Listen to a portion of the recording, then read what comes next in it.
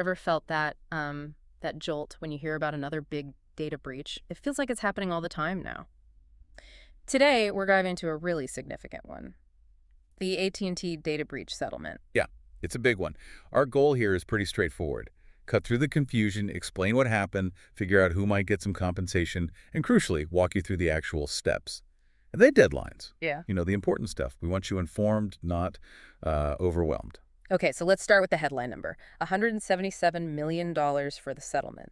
That is quite something. How did things even get to this point? What actually happened here? Well, it's interesting because it wasn't just one thing. This settlement actually covers two separate data incidents from 2024. Two, okay. Yeah. The first one that came to light back in March, that one exposed really sensitive info, think birth dates, social security numbers, affected about 73 million people, current and former AT&T customers. And yeah, that data ended up on the dark web.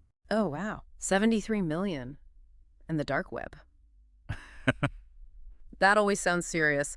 What are the immediate risks when that kind of info gets out there? It's mostly identity theft, really. Scammers getting hold of that data to open accounts, commit fraud, that sort of thing. It's a huge headache. And then there's a second breach. That one was announced in July. Okay, what happened there? That involved hackers getting into call and text records. And this was for, quote, nearly all of AT&T's cell customers. Nearly all. Good grief. Yeah. But this time, the data wasn't taken directly from AT&T systems. It was downloaded from a third-party cloud platform they were using. So 73 million in one go, nearly all in the other. The scale is just immense. So for anyone listening, what's the bottom line? If they think they were affected, what can they actually claim? Right, eligibility. So if your data was compromised in either breach or potentially both, you're likely eligible. For the March breach, the one with the Social Security numbers, you could claim up to $5,000. That's for losses going back to 2019. Okay, up to $5,000 since 2019. Exactly. For the July breach, the call and text records one, it's up to $2,500.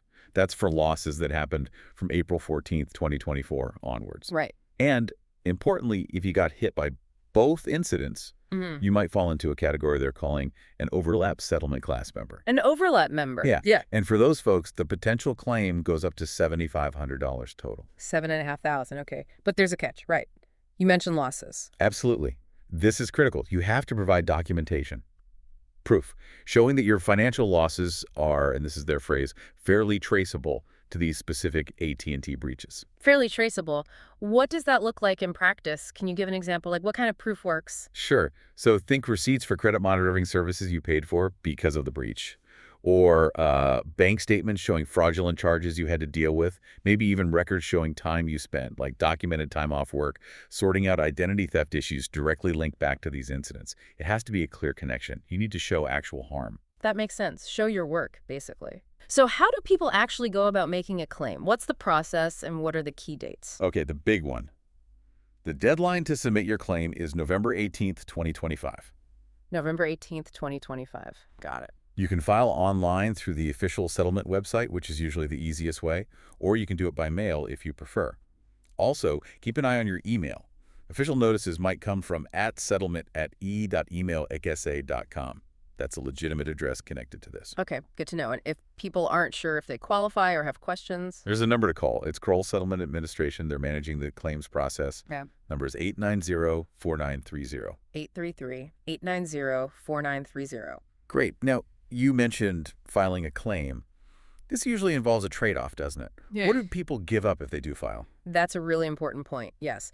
When you file a claim and accept a potential payment from the settlement, you generally give up your right to sue AT&T separately over these specific data breaches. Right. You can't double dip, essentially. Exactly. You're settling your claim. So if you think your damages might be much larger than what the settlement offers, or you just want to keep your legal options open, you need to actively opt out of the settlement. And there's a deadline for that too, I assume. Yes, and it's earlier. The deadline to opt out and preserve your right to potentially sue is October 17th, 2025. October 17th, 2025 to opt out. November 18th, 2025 to file a claim. Okay. It's a decision to weigh carefully based on your individual situation. Definitely. So for those who do file and get approved, when can they realistically expect to see any money? Well, don't expect anything quickly. The court needs to give final approval to the whole settlement first. That hearing is scheduled for December 3rd, 2025. December 3rd, okay. Payments can't go out before that final approval, and even then, There could be delays, appeals could happen, or just the sheer volume of claims might take time to process. Patience is key. Definitely. It won't be immediate, even after the hearing. Okay, so summing up for everyone listening, check if you were impacted, gather any proof of losses you have. Know those key dates, October 17th, 2025 to opt out, November 18th, 2025 to claim, and really think about that trade-off settlement payment versus the right to sue. Exactly. And zooming out a bit, this whole situation really underscores, how vital digital security is for everyone. Yep. It makes you think more broadly about how we protect our personal information when everything is so connected. Even the biggest companies aren't immune. It really does. Which leads to the big question, doesn't it? What can we actually do? Like, what practical steps can individuals take right now to better protect themselves online, knowing that breaches like this can happen even to major corporations? Things like two-factor authentication, strong passwords, checking credit reports regularly. Maybe these aren't just good ideas anymore, but essential. Something to definitely chew on.